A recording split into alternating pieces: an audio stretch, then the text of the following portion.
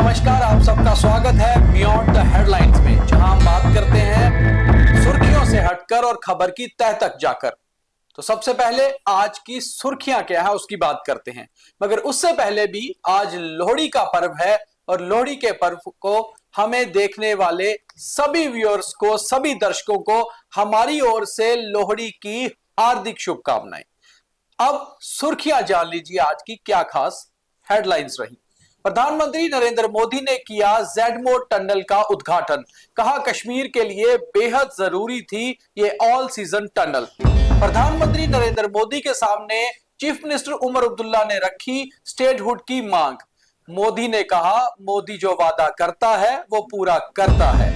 ADGP Jammu zone और DIG Jammu Kathua Samba range ने रात को सीमावर्ती इलाकों में सुरक्षा का लिया जायजा। लगातार आ रहे इनपुट के बाद रात को पेट्रोलिंग को जाना। राजौरी में रहस्यमयी बीमारी से 3 और बच्चों की मौत। लगातार बढ़ रहे हैं मामले। और आज से महाकुंभ की शुरुआत। कटरा से प्रयागराज तक चलाई जा रही 3 खास ट्रेन। सबसे पहले बात करेंगे प्रधानमंत्री मोदी के जम्मू कश्मीर दौरे की, और मेरे साथ हैं मेरे सहयोगी पवन शर्मा। आज से प्रधानमंत्री नरेंद्र मोदी ने कश्मीर से लद्दाख को जोड़ने वाले हाईवे पर जेडमोर टनल का उद्घाटन करके ऑल सीजन टनल की शुरुआत कर दी। ये 6.5 किलोमीटर लंबी टनल को क्रॉस करने में केवल 15 मिनट लगा करेंगे और किसी भी मौसम में अब लोग कश्मीर से लद्दाख जा सकते हैं। स्ट्रेटेजिकली भी ये टनल बहुत इंपॉर्टेंट है डिफेंस के हिसाब से। तो पवन जी, एक बड़ा विकास कार्य जम्मू कश्मीर में। बिल्कुल, ये एक अच्छा कदम था केंद्र सरकार की ओर से कि जो जेडमोर टनल है उसका जब नींव पत्थर रखा गया था तो एक उम्मीद थी कि कितनी जल्दी तैयार होगी, लेकिन समय के भीतर तैयार हो चुकी है और आज उसका उद्घाटन भी हो गया और लोगों को निजात मिल गई एक लंबे जाम से। और वहां पर बर्फबारी के चलते फंसे रहते थे जेडमोर के ऊपर, वो पूरा जिग जैग रोड होता था। और खास करके डिफेंस के लिए एक अच्छी खबर है क्योंकि आवाजाही के लिए बहुत मुश्किल होती थी। अब इस टनल के जरिए फौज भी जल्दी पहुंचेगी लद्दाख की सीमा पर और पाकिस्तान से सटी हुई सीमा पर, और उसके साथ ही टूरिज्म के लिए भी बहुत इंपॉर्टेंट है। और आज जो उद्घाटन हुआ वहां एलजी थे, सीएम थे, तमाम बड़े नेता थे, डॉक्टर जितेंद्र सिंह भी थे, नितिन गडकरी भी थे और वहां पर लोगों को संबोधित भी किया गया। लेकिन एक अच्छा वो आज का दिन था कि टनल बनकर तैयार हो गई और आवाजाही के लिए एक सुगम हो गया पूरा रास्ता, क्योंकि पहले यहाँ पर लगभग 6 से 7 घंटे जाम के अंदर लोग फंसे रहते थे। अब आसानी से 15-20 मिनट के अंदर टनल के उस पार होंगे और बहुत जल्दी दूसरी टनल भी जो साथ है वो भी तैयार हो जाएगी। तो टनल इनॉग्रेट करने के बाद प्रधानमंत्री मोदी ने एक बड़े जनसमूह को भी संबोधित किया। और प्रधानमंत्री जब संबोधित करते हैं तो कुछ ना कुछ खास कहते ही हैं। उन्होंने सबसे पहले तो ये बात कही कि वो जिस चीज का नींव पत्थर रखते हैं कोशिश करते हैं कि उसका फीता भी वही काटे, यानी कि नींव पत्थर से उद्घाटन तक उन्हीं के कार्यकाल में सारे काम हों। और उस समय सभी नेताओं ने अपनी तकरीरें की, अपने भाषण किए। खास भाषण रहा मुख्यमंत्री उमर अब्दुल्ला का, जिन्होंने अपने भाषण में मांग रखी एक बार फिर से स्टेटहुड की कि आपने वादा किया था और मुझे उम्मीद है कि आप वादा निभाएंगे। और मोदी की जब बारी आई तो उन्होंने भी बहुत अच्छे तरीके से कहा कि मोदी जो वादा करता है वो पूरा करता ही है। अब कब होगा ये अभी भी नहीं पता, क्योंकि उन्होंने कहा अनुकूल समय आने पर सब कुछ दिया जाएगा। तो क्या लगता है पवन जी, आज फिर से स्टेटहुड को लेकर दाव पेच और बयानबाजी हुई? हाँ बिल्कुल, उमर अब्दुल्ला पर जो प्रेशर था ना कि पार्टी के भीतर से भी, विपक्ष की ओर से भी, सब कह रहे थे कि ये दिल्ली के चक्कर लगा रहे हैं, सीएम बन गए हैं, अपने मैनिफेस्टो में स्टेटहुड थी उसको भूल गए हैं। लेकिन आज उन्होंने पीएम के सामने ये कहकर कि हमें स्टेटहुड दे दीजिए, आपने वादा किया था, उन लोगों का मुंह तो बंद कर दिया जो कहते थे कि इस पर नहीं बोलते।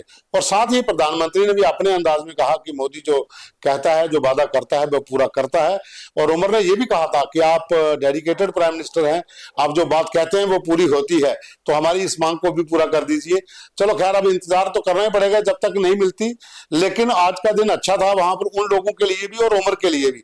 उमर ने भी उन लोगों के मुंह बंद किए जो लगातार कहते थे कि इस बारे में कोई बात नहीं करते, और मोदी ने भी अपने अंदाज में कहा कि अगर हम नींव पत्थर रखते हैं तो फीता हम भी काटते हैं और जो वादा करते हैं हम ही पूरा करते हैं।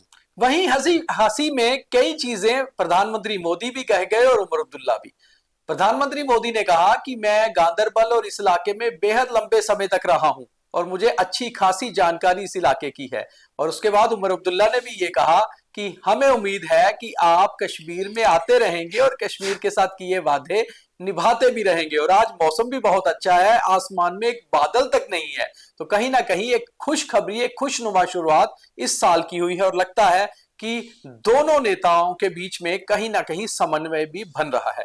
वहीं सीमा पर जम्मू कश्मीर में लगातार पाकिस्तान की कोशिश रहती है इन्फिल्ट्रेशन करवाई जाए, और इन दिनों सर्दियों में अच्छा खासा कोहरा जम्मू में इंटरनेशनल बॉर्डर के पास होता है। इसी को देखते हुए एडीजीपी जम्मू जोन आनंद जैन और डीआईजी जम्मू कठुआ सांबा रेंज शिव कुमार शर्मा ने कल रात को सरप्राइज विजिट किए सांबा और कठुआ के कई सारे थानों और चौकियों के, और वहां जाकर सुरक्षा का जायजा लिया। देखिए दीपक, इस समय इनपुट्स जो थे उन्हीं के आधार पर 3 से 4 लोगों की मूवमेंट जो है वो अखनूर सेक्टर में देखी गई थी, जो खौड़ का इलाका है, और वहां पर सर्च ऑपरेशन अभी भी चल रहा है। और इंटरनेशनल बॉर्डर के ऊपर बहुत घना कोहरा होता है। रात को लगभग 12 बजे के बाद से लेकर सुबह 7-8 बजे तक बिल्कुल घना कोहरा होता है, कुछ नहीं दिखता है, और इन हालातों में इन्फिल्ट्रेशन की आशंका रहती है।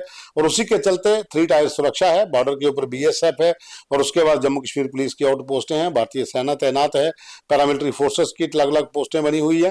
तो कल एक विजिट था ताकि जो पूरा इलाका है वो देखा जाए किस तरह से जवान वहां पर सतर्क हैं। और साथ ही दीपक, कल से रिंग रोड के ऊपर भी पुलिस ने पेट्रोलिंग शुरू कर दी है। जो लोगों की शिकायतें आ रही थी कि लूटपाट की घटनाएं रात को होती हैं, कुछ आवारागर्द लोग जो हैं लोगों को लूटने की कोशिश करते हैं या ड्रग्स लेते हैं, वहां पर गाड़ियां लगाकर वहां पर हो हल्ला करते हैं।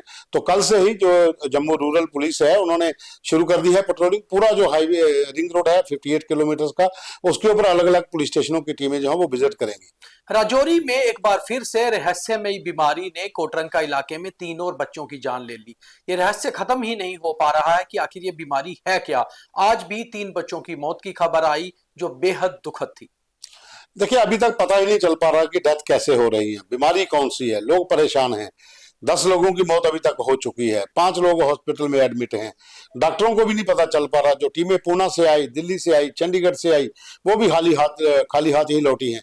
और अभी भी वहां पर लोगों के अंदर डर का माहौल बना हुआ है। लेकिन अपना जो हेल्थ इंफ्रास्ट्रक्चर है वो इतना मजबूत क्यों नहीं है, इसके ऊपर तो सवाल उठना ही चाहिए कि आखिर इस बीमारी का पता क्यों नहीं लग पा रहा।